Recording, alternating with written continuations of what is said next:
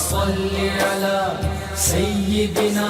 ومولانا محمد وعلى بسم اللہ الرحمن الرحیم۔ السلام علیکم ناظرین و سامعین کرام۔ پروگرام یاد الہی دیکھنے کے لیے، یاد الہی کے سابقہ تمام پروگرامز دیکھنے کے لیے، بالخصوص وظائف دیکھنے، سننے، جاننے اور پڑھنے کے لیے آپ ہمارے یوٹیوب چینل یاد الہی یعنی YADE_E_ILAHI یوٹیوب چینل یاد الہی کو سبسکرائب بھی کیجئے، لائک بھی کیجئے، کمنٹس بھی کیجئے، تاکہ یاد الہی کے مختلف پروگرامز اور وظائف سے آپ مکمل رہنمائی حاصل کر سکیں۔ جی ناظرین و سامعین، پروگرام یاد الہی میں روزانہ عظیم ہستیوں کے تذکارے پاک کیے جاتے ہیں اور اس کے ساتھ ساتھ کچھ ایسے موضوعات پر گفتگو ہوتی ہے جن سے آپ کو رہنمائی حاصل ہوتی ہے۔ آج بھی حضور غوث اعظم رضی اللہ تعالیٰ عنہ کے تذکارے خیر ہوں گے، بالخصوص آپ کا علمی اور روحانی مقام و مرتبہ، اس پر گفتگو ہوگی۔ اس سے پہلے کتاب الشفا سے آج کا خاص وظیفہ، چوری سے حفاظت کا آسان نسخہ۔ گھر یعنی مکان یا دکان، آفس وغیرہ سے چوری کے خطرے سے بچنے کے لیے کہ گھر میں، دفتر میں، مکان میں، آفس میں کہیں بھی چوری نہ ہو، تو چوری کے خطرے سے بچنے کے لیے نماز فجر کے بعد ایک تسبیح بسم اللہ الرحمن الرحیم کی پڑھیں، یعنی 100 مرتبہ نماز فجر کے بعد بسم اللہ الرحمن الرحیم پڑھیں، اور ایک تسبیح یعنی 100 مرتبہ اعوذ باللہ من الشیطان الرجیم یہ پڑھیں۔ تعوذ اور تسمیہ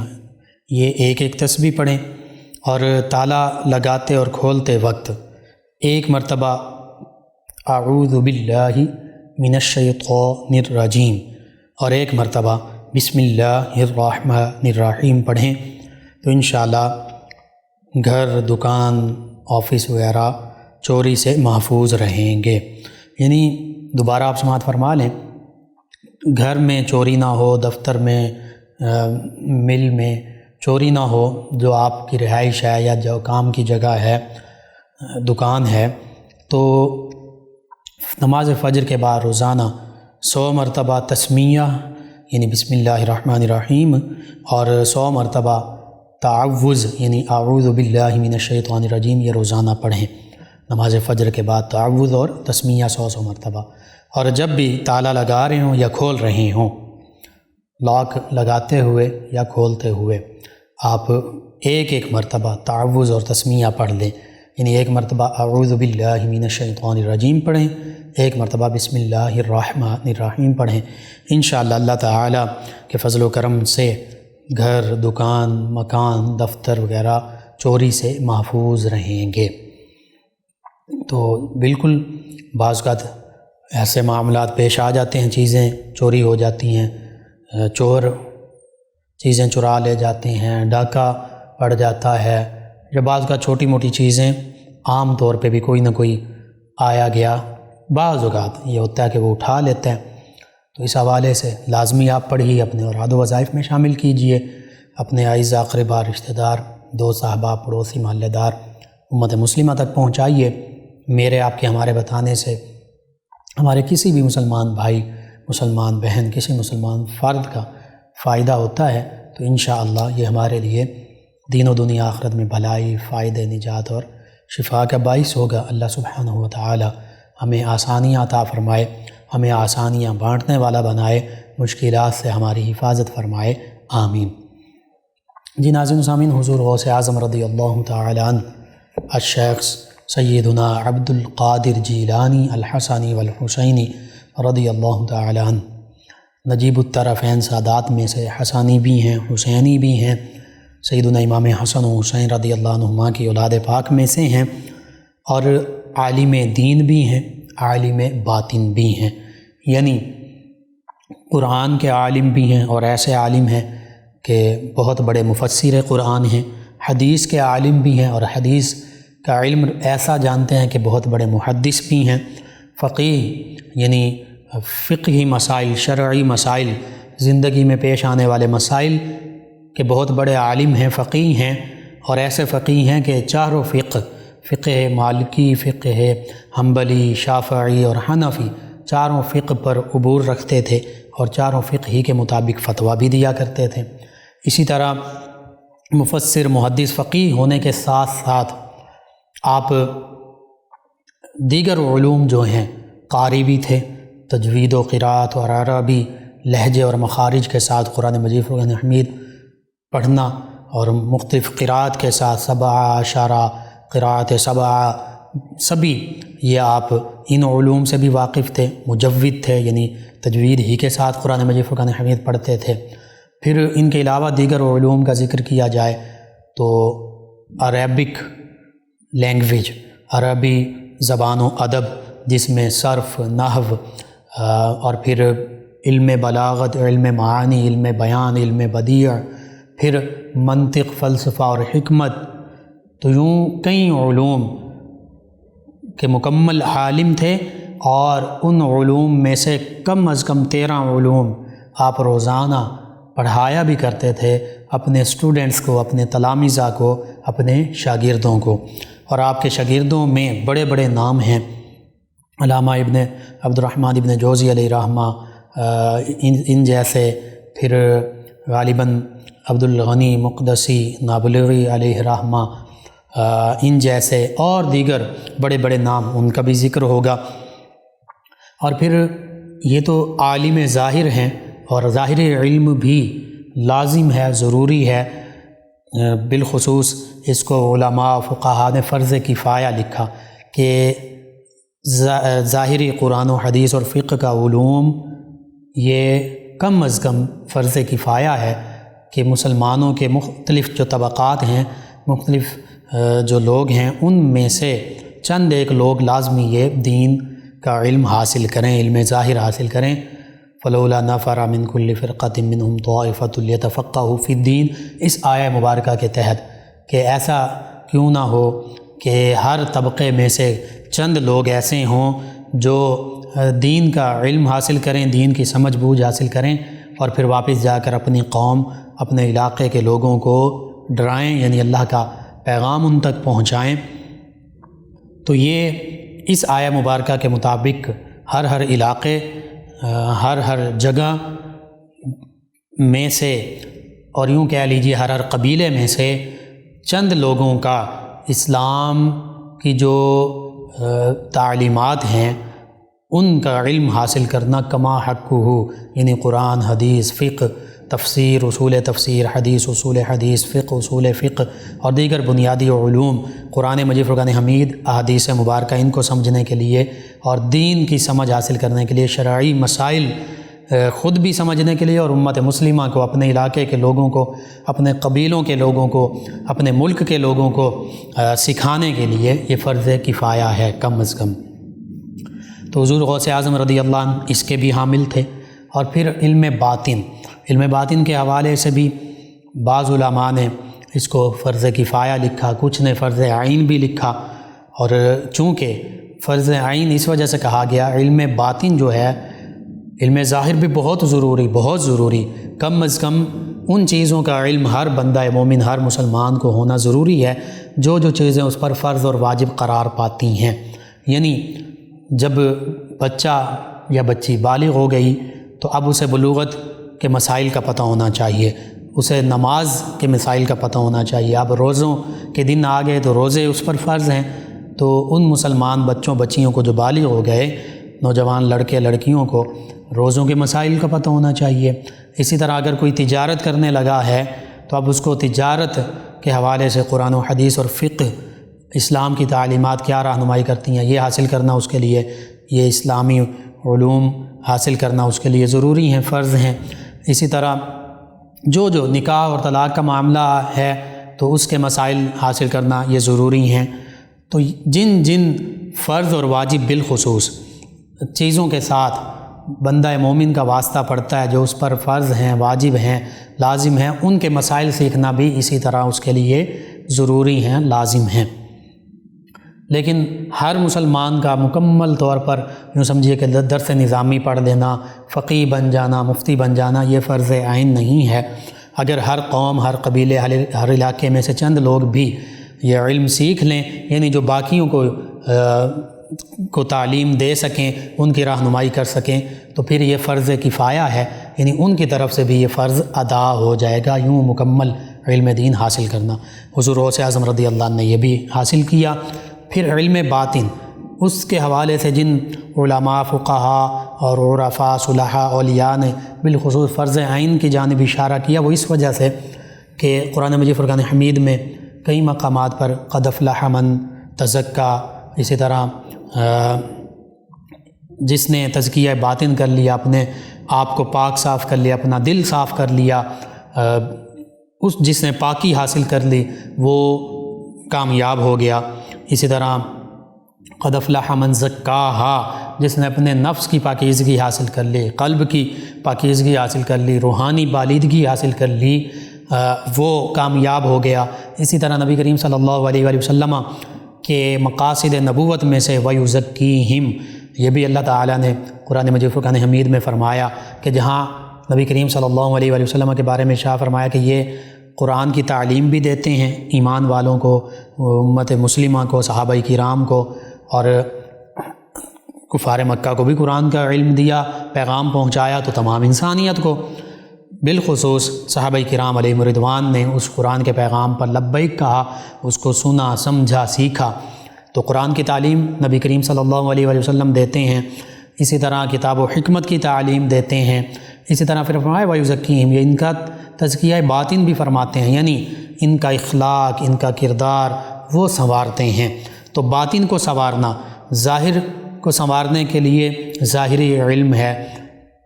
باطن کو سنوارنے کے لیے باطنی علم ہے، جس کو تزکیہ باطن قرآن نے کہا، جس کو حدیث میں احسان کہا گیا، یعنی اللہ تعالیٰ کا خوف، تقوی، خشیت، اللہ کی رضا اختیار کرتے ہوئے اپنے آپ کو بہتر سے بہتر کرنا، اخلاقی حوالے سے، روحانی حوالے سے، اپنے اندر سے تمام بیماریاں، جو اخلاقی بیماریاں، جھوٹ، حسد، بغض، کینہ، نفرت، اس کے علاوہ دیگر بیماریاں، بددیانتی، خیانت، منافقت، کتنی بیماریاں، ان کو ختم کرنا یہ بالخصوص تزکیہ باطن سے حاصل ہوتا ہے۔ اسی کو تصوف کہہ دیتے ہیں، اسی کو طریقت کہہ دیتے ہیں، اور اس کے مقام میں جب ترقی ہوتی جاتی ہے، اللہ تعالیٰ کی کما حقہ پہچان نصیب ہو جاتی ہے، اسی کو معرفت کہہ دیتے ہیں۔ جب دنیا اور اس دنیا میں موجود ہر چیز کی حقیقتیں انسان پر کھل جائیں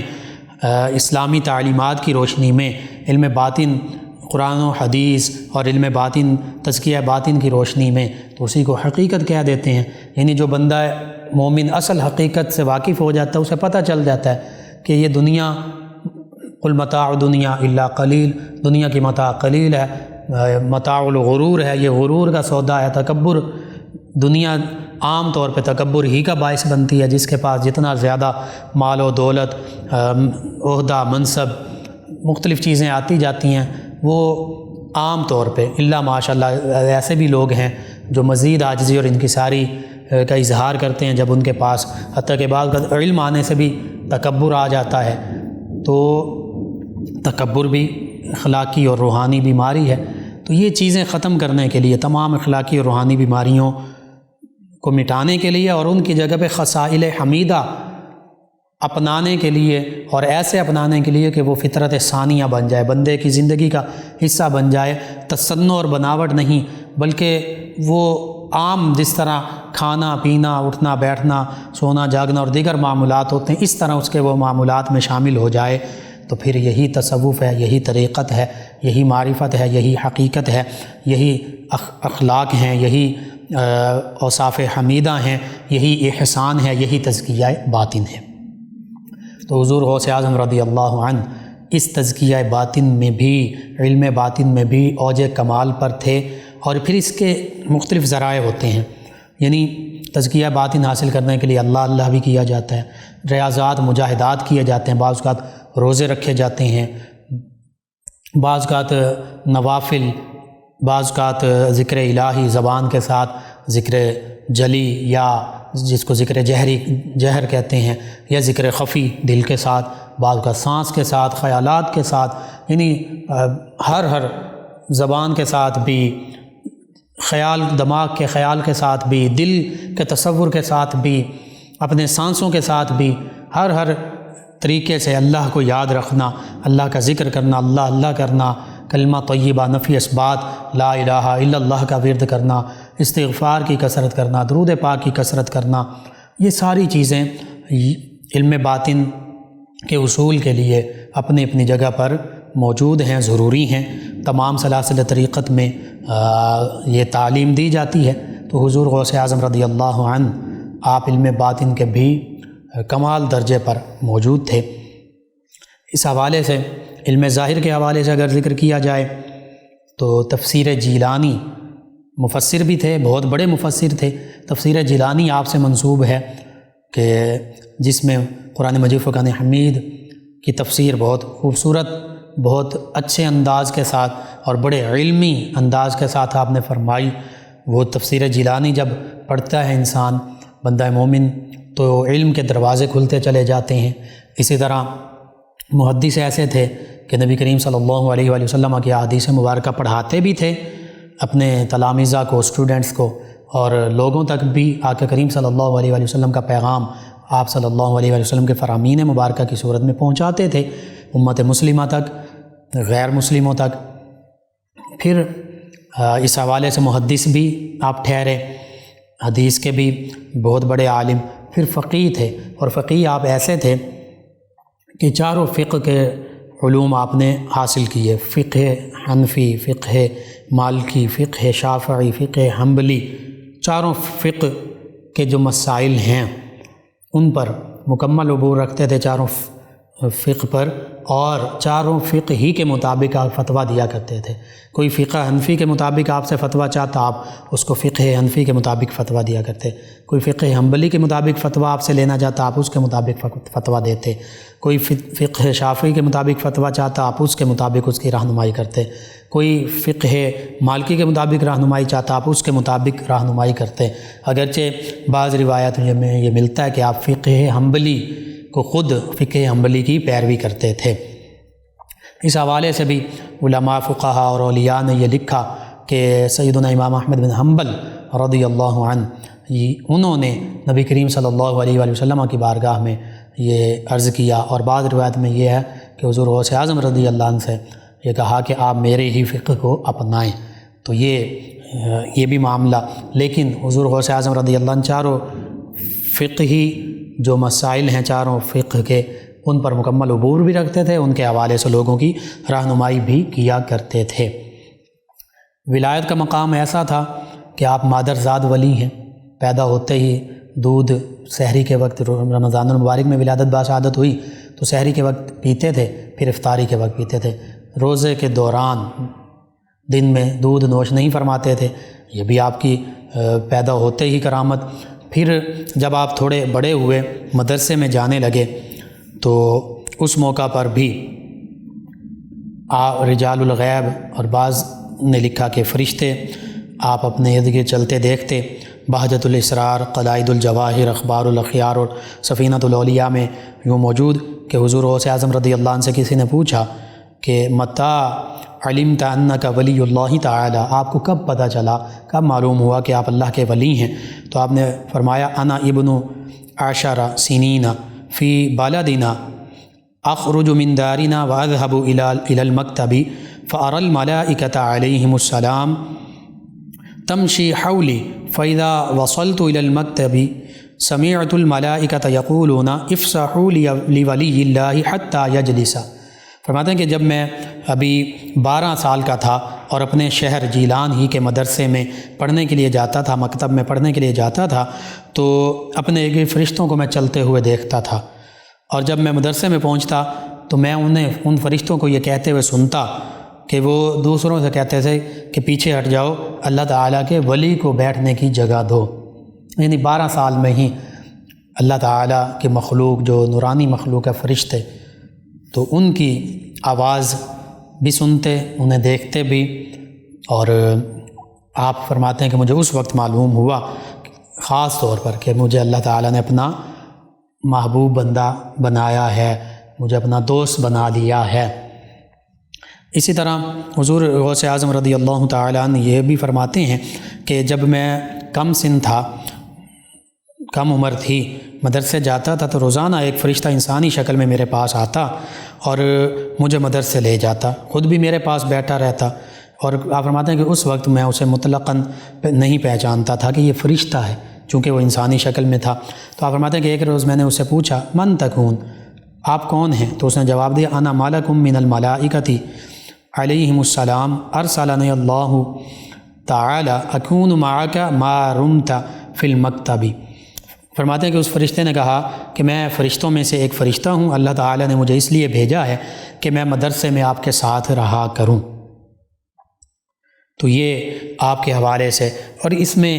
اچنبھے کی بات نہیں ہے، حیرانگی کی بات نہیں ہے، حدیث مبارکہ ہے، قرآن پاک میں بھی ہے کہ جو اللہ کے دین پر ثابت قدم رہتے ہیں، ان الذین قالوا ربنا اللہ ثم استقاموا تتنزل علیہم الملائکۃ الا تخافوا ولا تحزنوا وابشروا بالجنۃ التی کنتم توعدون، کہ جو ایمان والے پختہ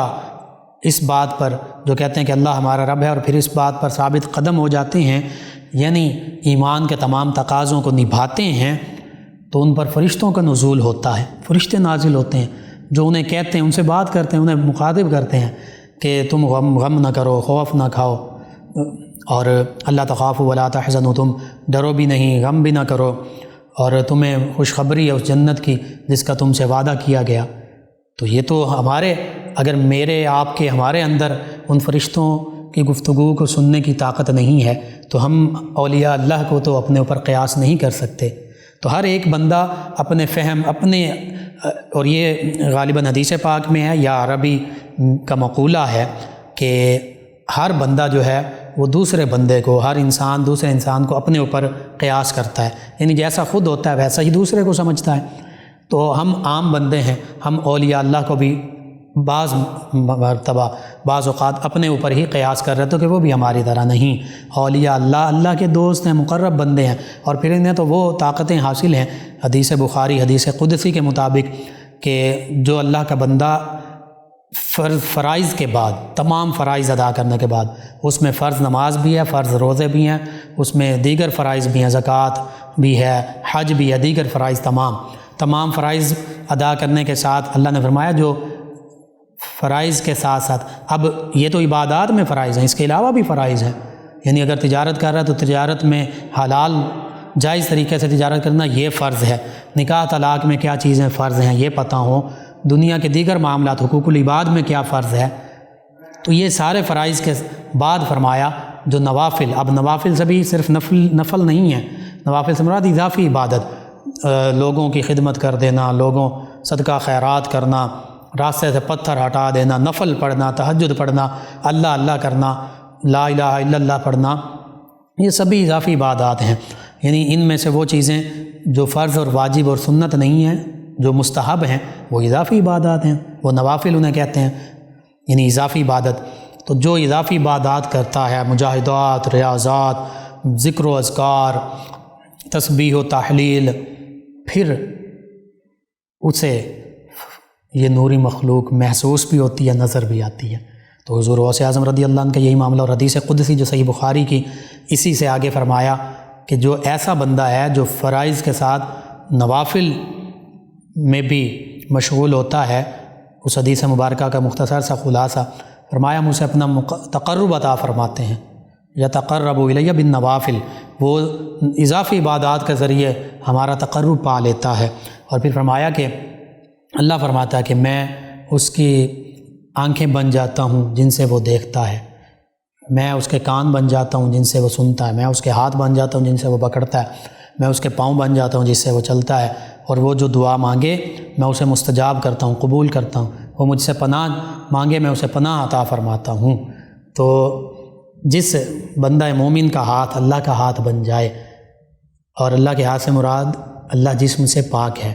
مراد یہ ہے اللہ کی تائید، اللہ کی مدد خاص طور پر اس کے شامل حال ہو جائے، اور اللہ کی خاص طاقتیں اس کے پکڑنے میں شامل ہو جائیں، تو ہمارا پکڑنا اور اللہ کے اس ولی کا پکڑنا، ہمارے ہاتھ کی طاقت اور اللہ کے اس ولی کے ہاتھ کی طاقت یہ برابر نہیں ہو سکتی۔ اس کا دیکھنا اللہ کے ولی کا اور ہمارا دیکھنا یہ برابر نہیں ہو سکتا، اللہ کے ولی کا سننا اور ہمارا سننا یہ برابر نہیں ہو سکتا، اللہ کے ولی کا چلنا اور ہمارا چلنا یہ برابر نہیں ہو سکتا، اللہ کے ولی کی دعا مانگنا اور ہماری دعا مانگنا یہ برابر نہیں ہو سکتا۔ یہ حدیث قدسی کا مختصر سا خلاصہ ہے۔ اولیاء اللہ کو خاص طاقتیں عطا ہوتی ہیں۔ سیدنا عمر فاروق اعظم رضی اللہ عنہ بھی اللہ کے ولی، صحابہ کرام اللہ کے ولی ہیں، ان کی کرامات۔ سیدنا سفینہ رضی اللہ تعالیٰ عنہ، ان کا نام سفینہ پڑا اس وجہ سے کہ یہ اکیلے 5 7 لوگ جتنا وزن اٹھاتے تھے ان کے برابر اکیلے وزن اٹھا لیا کرتے تھے۔ نبی کریم صلی اللہ علیہ وسلم نے ان کا نام ہی سفینہ رکھ دیا، یعنی کشتی، اتنا زیادہ سامان یہ اٹھانے والے۔ اور ان کی کرامت مشہور ہے کہ ایک دفعہ یہ جا رہے تھے تو جنگل سے گزرے، سامنے سے شیر آ گیا تو انہوں نے اس شیر سے کہا کہ میں نبی کریم صلی اللہ علیہ وآلہ وسلم کا غلام ہوں۔ حدیث اور سیرت کی کتابوں میں یہ واقعہ موجود۔ وہ شیر ان کے سامنے دم ہلاتا ہوا چلنے لگ پڑا اور جو خاص راستہ تھا اس راستے تک ان کو لے کر گیا۔ تو نبی کریم صلی اللہ علیہ وآلہ وسلم کہ امتی، آپ کے صحابہ کرام، آپ کی امت کے اولیاء کاملین صالحین، اللہ تعالی نے ان کے یہ شان عطا فرمائی ہیں۔ حضور غوث اعظم رضی اللہ عنہ، آپ نے فرمایا کہ ایک روز میرے قریب سے ایک شخص گزرا جس کو میں بالکل نہیں جانتا تھا۔ اس نے جب فرشتوں کو یہ کہتے سنا کہ کشادہ ہو جاؤ، جگہ کشادہ کر دو تاکہ اللہ کا ولی بیٹھ جائے، تو اس نے فرشتوں میں سے ایک کو پوچھا، ما ھذا الصبی، یہ بچہ کون ہے، یہ لڑکا کون ہے؟ تو فرشتے نے جواب دیا، ھذا من بیت الاشراف، یہ سادات کے معزز گھرانے سے تعلق رکھنے والا یہ لڑکا ہے۔ تو پھر اس نے کہا، سیکون لہذا شأن عظیم، ان قریب یہ بہت بڑی شان والا ہوگا۔ یہ حضور غوث اعظم رضی اللہ عنہ کا جو روحانی مقام و مرتبہ ہے، یہ فرشتے بھی اور لوگ بھی اس کو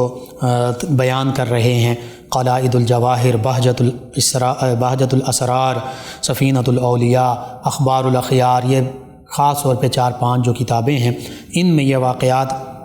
موجود ہیں۔ یہی ماخذ ہے، انہی سے ذکر کر رہا ہوں۔ حتیٰ کہ آپ خود فرماتے ہیں کہ جب میں بچپن میں کبھی بچوں کے ساتھ کھیلنے کا ارادہ کرتا تو کسی کہنے والے کی آواز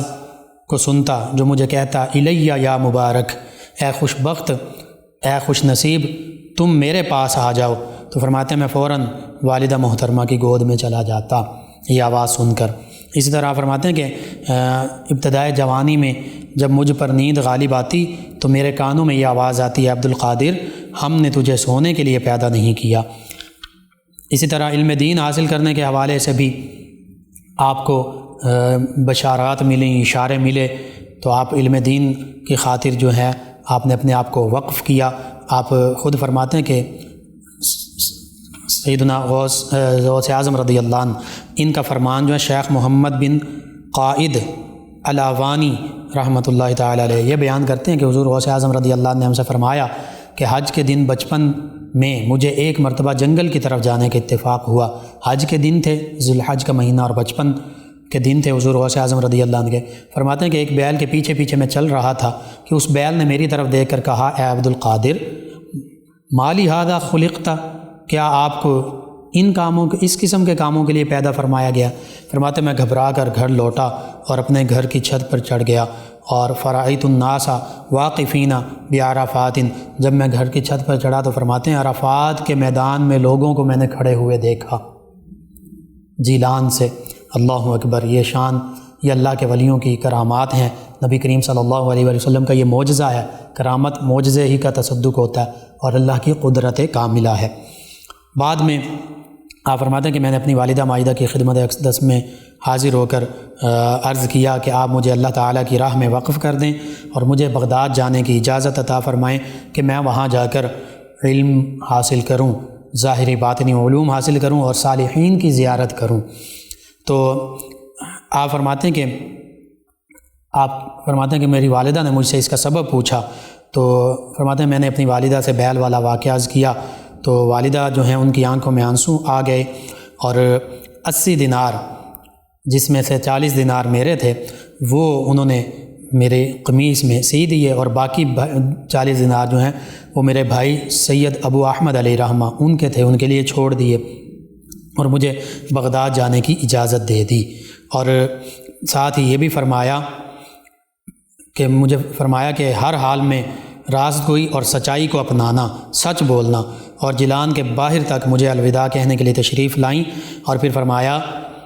یا ولدی اذهب فقد خرجت عنك لله عز وجل فهذا وجه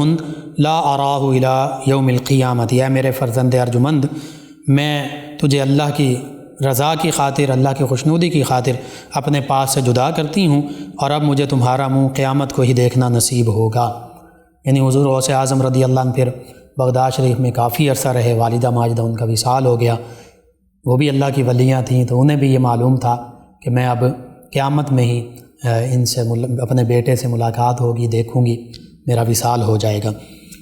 بہرحال حضور غوث اعظم رضی اللہ عنہ جب بغداد تشریف لائے تو آپ نے جب دیکھا کہ علم دین حاصل کرنا ہر ایک مسلمان پر صرف ضروری نہیں بلکہ روحانی بیماریوں کے لیے بھی مکمل شفا ہے، علم دین پرہیزگاری کا سیدھا راستہ ہے، علم دین حجت ہے، واضح دلیل ہے، اور بہت بڑا درجہ ہے علم دین کا۔ اسی طرح آپ فرماتے ہیں کہ علم دین یقین کے تمام طریقوں میں سب سے اعلیٰ اور انسب ہے، اور نیک لوگوں کا مایہ فخر، ناز اور سند ہے۔ تو فرماتے ہیں کہ میں نے اس کے حصول کے لیے پھر بڑی جد و جہد کی، اور دور و نزدیک کے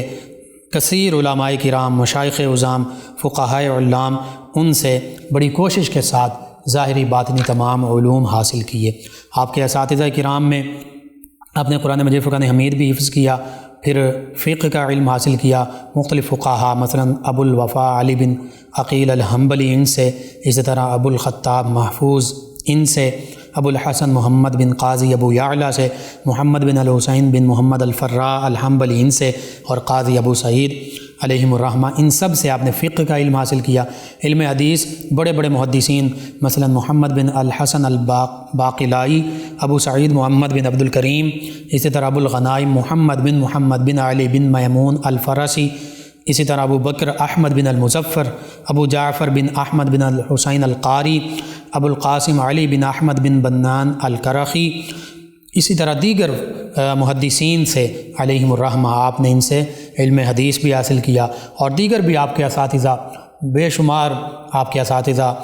ہیں، چند ایک کا میں نے ذکر کیا جن سے آپ نے مختلف علوم حاصل کیے۔ علم ادب ابو زکریا یحییٰ بن علی التبریزی ان سے حاصل کیا، اور تصوف میں خاص طور پر 3 بڑے مشائخ سے آپ نے طریقت کا، علم باطن حاصل کیا، اور بالخصوص شیخ ابو یعقوب یوسف بن ایوب الحمدانی علیہ رحمہ، ان کے حوالے سے بھی ملتا ہے کہ تصوف کا علم آپ نے ان سے بھی حاصل کیا، اور علمی مقام و مرتبہ ایسا تھا کہ 13 علوم آپ سے بڑے بڑے لوگ جو ہیں، بڑے بڑے عالم، اولیاء، مشائخ، اس طرح کے لوگ وہ بھی آپ سے علوم سیکھا کرتے تھے۔ آپ تفسیر قرآن مجید فرقان حمید بیان کرتے، آپ کی مجلس میں جو مجلس واعظ ہوتی، قاری قرآن کریم کی تلاوت کرتے، اس کے بعد جو تلاوت ہوتی آپ اس کی تفسیر بیان فرماتے۔ ایک موقع پر سورہ والضحیٰ اس کی تلاوت کی گئی، آپ نے اس کی تفسیر بیان فرمانا شروع کی، ایک تفسیر بیان کی، 2، 3، 11 تک۔ ابن جوزی علیہ رحمہ، محدث ابن جوزی بہت بڑے خود بھی عالم ہیں، یہ فرماتے ہیں کہ میں بھی اس مجلس میں حاضر تھا، تو 11 تک جو تفسیریں آپ نے بیان کیں مجھے معلوم تھیں، پھر آپ نے 40 تک تفسیریں بیان کی۔ فرماتے ہیں کہ مجھے باقی تفسیروں کا علم پہلے نہیں تھا، آپ کی اس مجلس میں بیٹھنے کی وجہ سے مجھے ان باقی 29 تفسیروں کا بھی علم حاصل ہو گیا۔ یہ قرآن کا علم کی ایک جھلک ہے۔ اسی طرح حدیث کا علم، اسی طرح فقہ کا علم، اسی طرح علم نحو کے بھی آپ بہت بڑے امام تھے۔ اور پھر اس کے ساتھ ساتھ علم باطن ایسا تھا، اخبار الاخیار میں شیخ محقق شیخ عبدالحق محدث دہلوی علیہ رحمہ نے لکھا، دیگر عربی جو آپ کی سیرت کی کتب ہیں ان میں بھی تفصیل کے ساتھ لکھا گیا کہ حضور غوث اعظم رضی اللہ عنہ اپنی مجلس واعظ میں قرآن و حدیث سے بھی ارشادات فرمایا کرتے تھے، لوگوں کی علمی رہنمائی بھی فرمایا کرتے تھے، اور پھر لوگوں کی قلبی اور روحانی رہنمائی کے لیے، تزکیہ باطن کے لیے فرماتے، جب قیل و قال ہو جاتا تو فرماتا ہے کہ اب ہم قال سے حال کی طرف آتے ہیں اور نفی اثبات لا الہ الا اللہ، کلمہ طیبہ کا ورد کرتے لا الہ الا اللہ۔ تو اخبار الاخیار میں بھی موجود کہ کہیں کہیں جنازے آپ کی مجلس سے اٹھ جاتے، لوگ اللہ کی محبت میں وارفتہ ہو کر واصل باللہ ہو جاتے، اپنی جان اللہ کی یاد میں، اللہ کی محبت میں انوار و تجلیات جب ان پر پڑھتے تو جان اپنے رب کے سپرد کر دیتے، یعنی جاں بحق ہو جاتے۔ کئی لوگ بے ہوش ہو جاتے، کئی لوگ روتے اللہ کی یاد میں، اللہ کی محبت میں، کئی جنگلوں کو نکل جاتے۔ تو یہ آپ کی روحانی محفل کا ایک عالم ہوا کرتا تھا، ایک کیفیت ہوا کرتی تھی، اور اکثر لوگ یہ تمنا لے کر آتے کہ ہم حضور غوث اعظم رضی اللہ عنہ کی بارگاہ میں حاضر ہوں تو ہمیں وہاں پر ہی وصال نصیب ہو جائے، ہم اللہ کی محبت میں، اللہ کے ذکر میں، اللہ کی یاد میں واصل باللہ ہو جائیں۔ اسی طرح حضور غوث اعظم رضی اللہ تعالی عنہ، آپ کا ظاہری باطنی علم، مقام، مرتبہ، اس حوالے سے یہ چند ایک باتیں ہیں، تو اس پر جتنا بھی کلام کیا جا سکے کم ہے۔ جن کتابوں کے میں نے نام لیے ہیں آپ ان کو پڑھیے، ان کا ترجمہ پڑھ لیجیے۔ قلائد الجواہر، بہجت الاسرار ہے، اخبار الاخیار ہے، اردو میں بھی عام آپ کی سیرت کے حوالے سے کتب ملتی ہیں، لیکن یہ چند ایک مستند کتابوں کے میں نے نام لیے، تو آپ ان کو پڑھیے تو پتہ چلے گا حضور غوث اعظم رضی اللہ عنہ کا مقام و مرتبہ کیا تھا۔ بس آج ضرورت اس امر کی ہے کہ آج ہم ان ہستیوں سے محبت کا دعویٰ کرتے ہیں، ہمیں محبت ہے، اللہ تعالیٰ اور مزید کامل محبت بھی عطا فرمائے نبی کریم صلی اللہ علیہ وآلہ وسلم کی، صحابہ کرام، اہل بیت کرام، سادات کرام، اولیاء کاملین کی، حضور غوث اعظم رضی اللہ عنہ کی۔ اور اس محبت کا تقاضا یہ ہے کہ ہم ان ہستیوں کی تعلیمات کو پڑھیں اور ان تعلیمات پر عمل پیرا ہونے والے بنیں، ان کے نقش قدم پر چلنے والے بن جائیں۔ اللہ سے یہ دعا ہے اللہ تعالی ہمیں ان کی محبت بھی اور پھر ان کی تعلیمات پر، ان کے نقش قدم پر چلنے والا بھی ہمیں بنا دے، آمین۔ اللہم صلی علی سیدنا و مولانا محمد وعلی سیدنا۔ آپ سماعت فرما رہے ہیں پروگرام یاد الہی۔ ناظرین سامعین، اس دوران ہمیں جوائن کیا ہمارے لسنر ہیں، ثانیہ صاحب ہیں فیصل آباد سے، کہتی ہیں سر آپ کا پروگرام بہت اچھا ہے، اور کہتی ہیں کہ سر پلیز رزق کی تنگی کے لیے رزق کی تنگی دور کرنے کا کوئی وظیفہ بتا دیں۔ جی میں عرض کرتا ہوں، قرآن مجید فرقان حمید میں ہے وَمَن يَتَّقِ اللَّهَ يَجْعَلْ لَهُ مَخْرَجًا وَيَرْزُقْهُ مِنْ حَيْثُ لَا يَحْتَسِبُ۔ اس آیہ مبارکہ میں ہماری تمام پریشانیوں کا حل بتایا گیا، میری، آپ کی، تمام امت مسلمہ کی، سبھی کے لیے یہ وظیفہ ہے۔ اللہ فرماتا ہے جو تقوی اختیار کرتا ہے، خشیت کا پیکر بنتا ہے، اللہ سے ڈرتا ہے اور اسلام کے تعلیمات پر عمل پیرا ہوتا ہے، اللہ فرماتا ہے اس کے لیے اللہ تعالیٰ تمام مشکلات سے نکلنے کے راستہ بنا دیتا ہے۔ وَمَن يَتَّقِ اللَّهَ يَجْعَلْ لَهُ مَخْرَجًا۔ تو تقوی اختیار کرنا چاہیے ہمیں، بحیثیت انسان کمی کوتاہی ہوتی ہے اس کو دور کرنے کی کوشش کی جائے اور اسلام کی تعلیمات پر عمل پیرا ہوا جائے، پھر دیکھیے کیسے ہماری مشکلات آسانیوں میں بدلتی ہیں۔ یہ پہلا عملی وظیفہ۔ دوسرا وَيَرْزُقُهُ مِنْ حَيْثُ لَا يَحْتَسِبُ، جو تقوی اختیار کرتا ہے اور اللہ پر بھروسہ کرتا ہے، اس کے حوالے سے بھی فرمایا وَمَن يَتَوَكَّلْ عَلَى اللَّهِ فَهُوَ حَسْبُهُ، جو اللہ پر توکل کرتا ہے، بھروسہ کرتا ہے، یقین رکھتا ہے، اللہ اس کے لیے کافی ہو جاتا ہے۔ اور جو تقوی اختیار کرتا ہے اسے اللہ تعالیٰ وہاں سے رزق عطا فرماتا ہے جہاں سے اسے گمان بھی نہیں ہوتا۔ تو بالکل یہ حقیقت ہے، ہم سب مسلمانوں کو چاہیے ہم تقوی اور توکل اختیار کریں، اللہ پر بھروسہ کریں، اور اس کے ساتھ ساتھ نماز،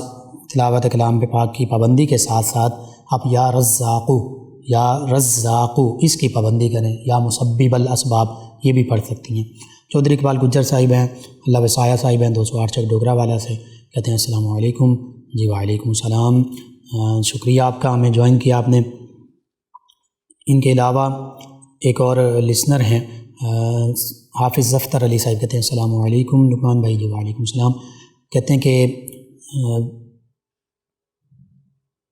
آپ نے سرما بتایا تھا اس کے بارے میں بتا دیں، اور بیٹی نے جاب کے لیے CV جمع کروائی ہے،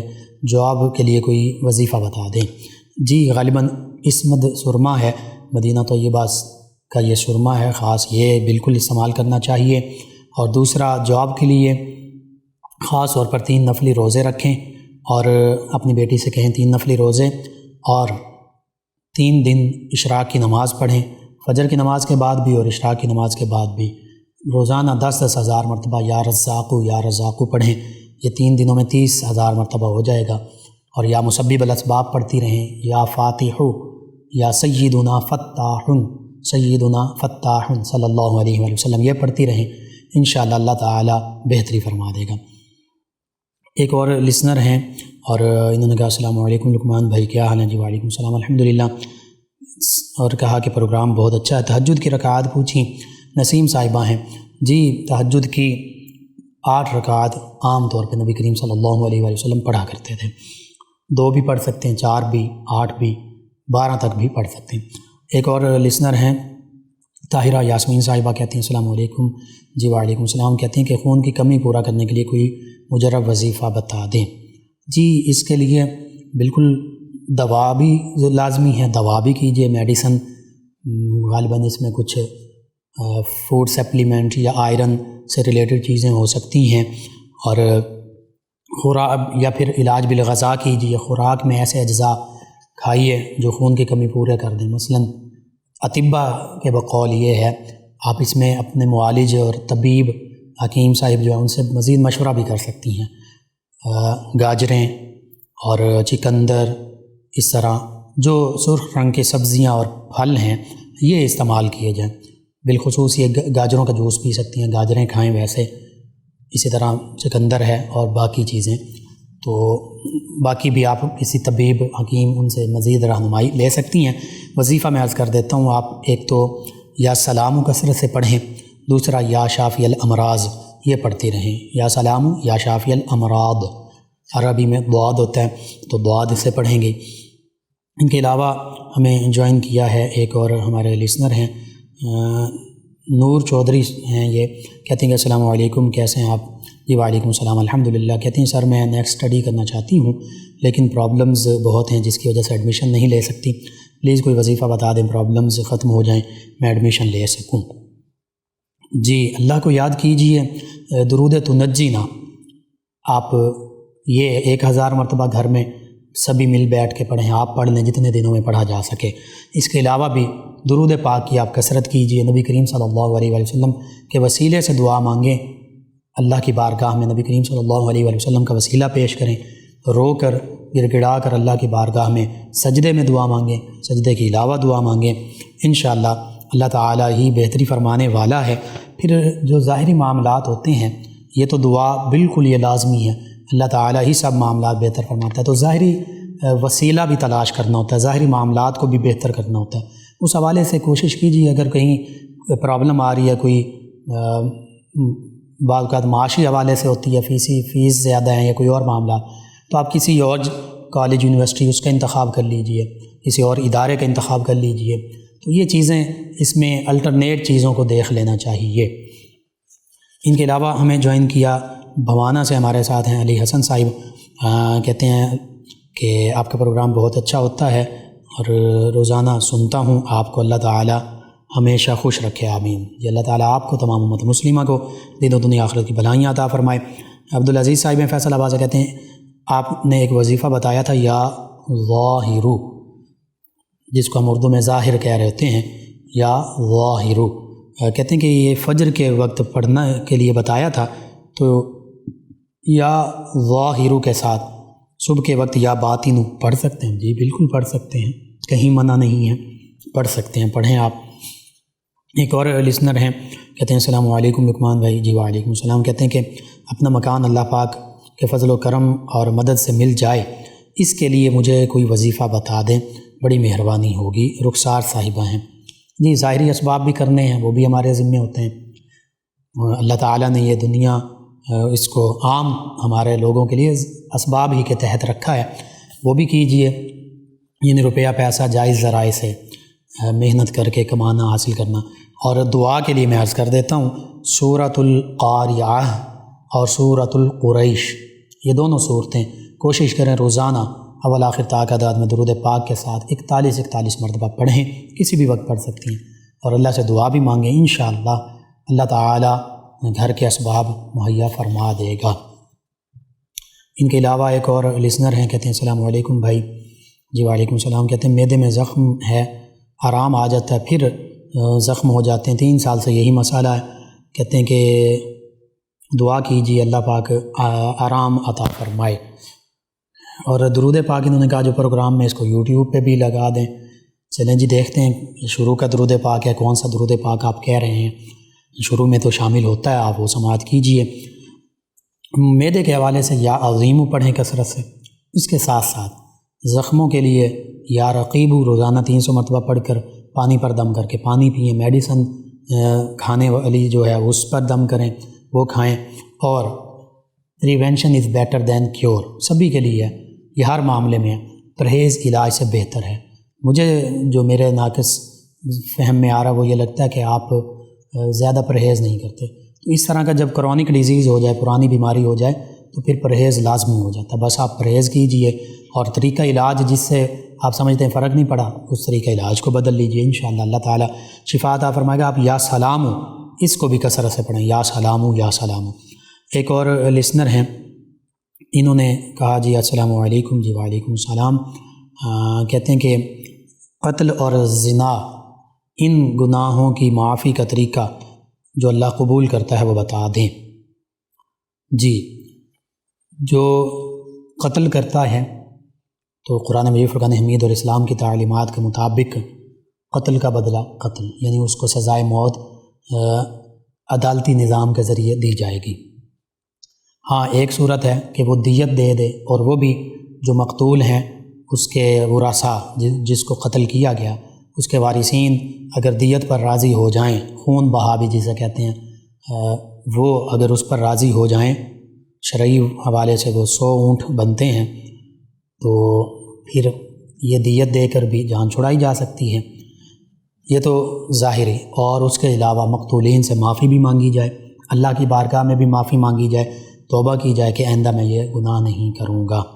تو یہی اس کا طریقہ ہے، شرعی طریقے کے مطابق قصاص یعنی قتل کے بدلے قتل، یا دیت خون بہا، اور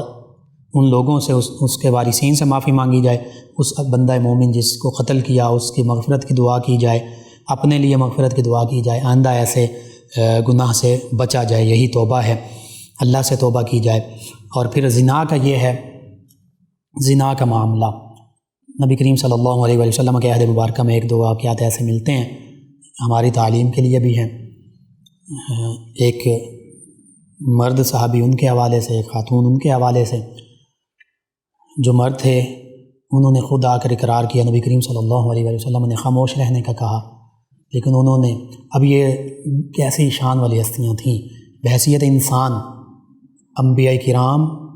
اور انبیاء کرام معصوم عن الخطا ہیں، ان سے کسی قسم کا گناہ نہیں ہو سکتا، اور فرشتے معصوم ہیں، نوری مخلوق ہیں، بحیثیت انسان باقی تمام مخلوقات یعنی تمام انسانوں سے گناہ ہو سکتا ہے، اگرچہ صحابہ کرام، اہل بیت کرام، اولیاء کاملین صالحین، عام طور پہ اللہ تعالیٰ انہیں گناہوں سے محفوظ رکھتا ہے، محفوظ عن الخطا ہیں، معصوم عن الخطا نہیں ہیں۔ تو انہوں نے کہا کہ میں اسی دنیا میں سزا چاہتا ہوں۔ نبی کریم صلی اللہ علیہ وسلم نے حد نافذ فرما دی۔ سورۃ النور کے پہلے پارے میں اس کی ساری تفصیل موجود ہے کہ شادی شدہ اگر زنا کرے اور وہ ثابت ہو جائے، 4 گواہ عینی شاہد ہوں، نیک ہوں، عادل ہوں، جھوٹ بولنے والے نہ ہوں، فاسق نہ ہوں، اور مردوں کی گواہی اس میں ضروری ہوتی ہے، تو پھر حد جاری ہوگی، حد زنا، اور شادی شدہ کو کوڑے مارے جائیں گے، اور اگر غیر شادی شدہ کو سنسار کیا جائے گا، پتھر مارے جائیں گے، اور غیر شادی شدہ کو کوڑے مارے جائیں گے۔ یہ زنا کی سزا ہے۔ ہاں فحاشی نہ پھیلے، اور اس حوالے سے وہ جو معاملہ ہوا تو آپ فرمایا کہ تم اللہ سے معافی مانگو، اور بارہا پوچھا کہ شاید ایسے ہی کہا ہو،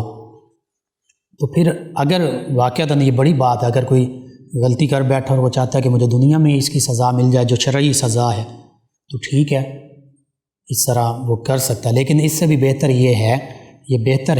کہ بحیثیت انسان گناہ ہو گیا تو اس کو اپنے تک محدود رکھے اور اس سے سچی توبہ کرے کہ اللہ مجھ سے یہ گناہ ہو گیا، آئندہ میں یہ گناہ نہیں کروں گا، اور